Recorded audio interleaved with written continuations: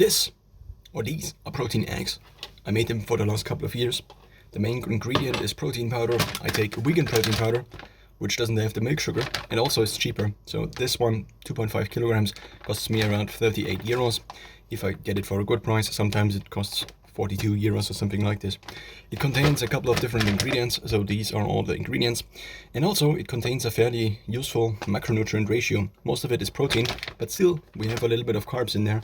So we have also a little bit of salt in there and 4.6 grams of carbs, but we also have fiber in there. So if you deduct this, then it's only 1.4 grams of net carbs, which makes it also somewhat low carb, even ketogenic.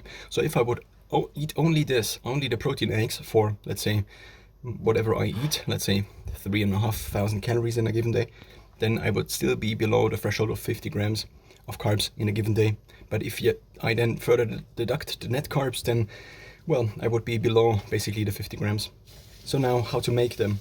Usually now these days I make them not as a meal, but I make them just as a shake.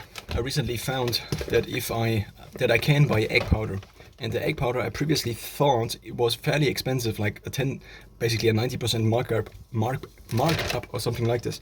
But this was not quite true, because if you have eggs normally, then you have all the water in there. So if you take the water out, then it is also way less weight. So per egg, it costs actually pretty much the same, a little bit more, but I also don't have to make lots of eggs, and I also don't have to buy the eggs and then throw away the packages and so on and so forth. So in terms of making a milkshake, this is kind of the current iteration of this milkshake.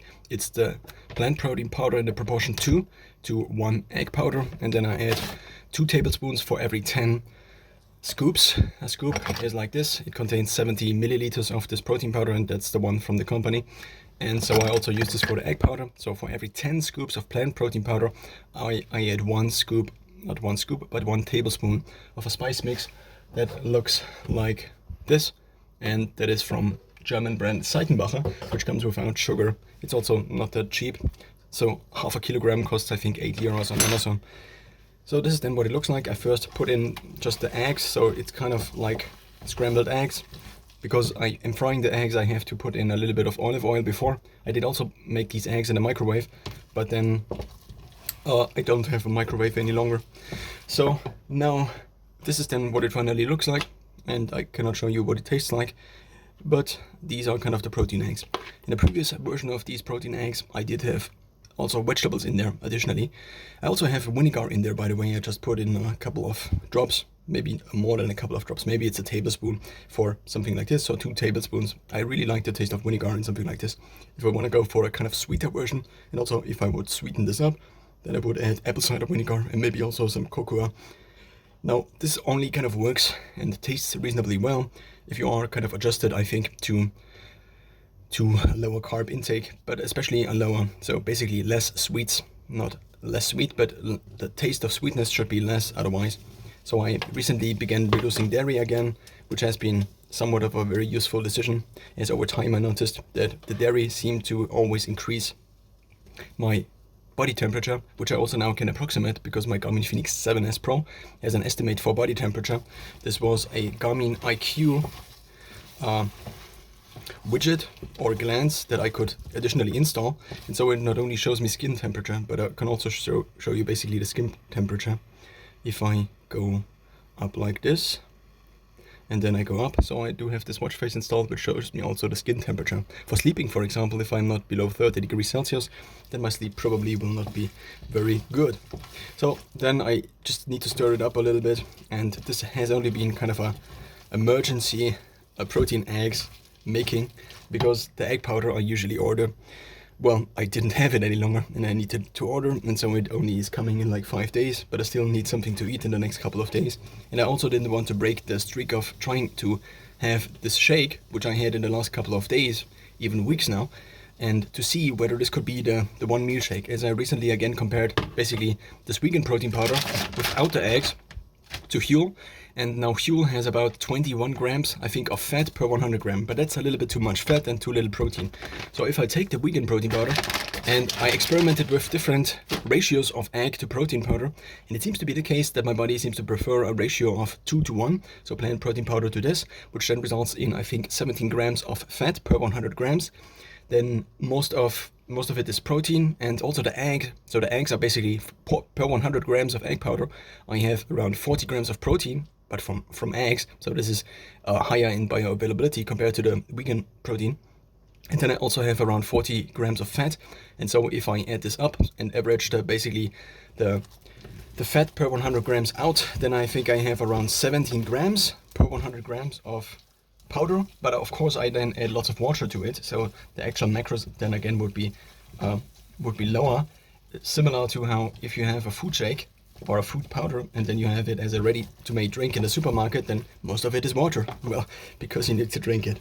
So these are the protein eggs, and that's the current iteration. I also found that if I leave the vegetables out, then I can basically also in terms of the shake, obviously I need to kind of have the vegetables out.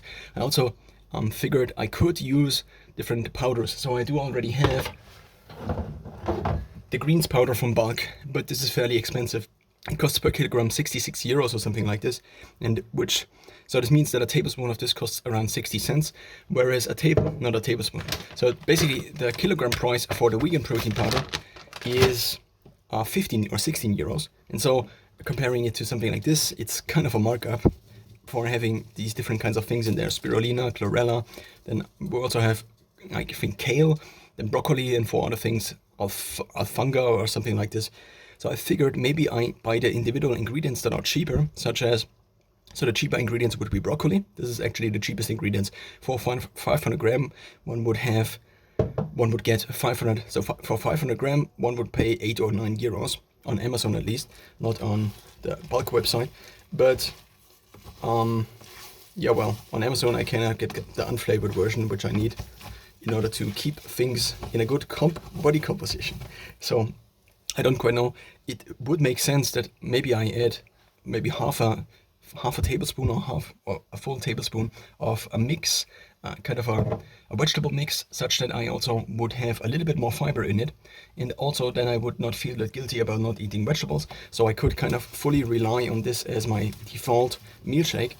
That's kind of the situation I want to create for myself, and not have to feel like I need to now add, or I need to now eat a kilogram of vegetables in the evening, which I kind of, maybe I eat 500 grams. I usually eat kind of like a salad in the evening usually. And so this is also something to consider, at least for myself, that if I have these shakes and then I still have a normal dinner in the evening with vegetables, then I kind of, on average, kind of this cancels each other out, and so I have still a little bit of vegetables kind of still in my diet. I would actually say I have lots of vegetables in my diet. And that's kind of just the protein eggs as of now.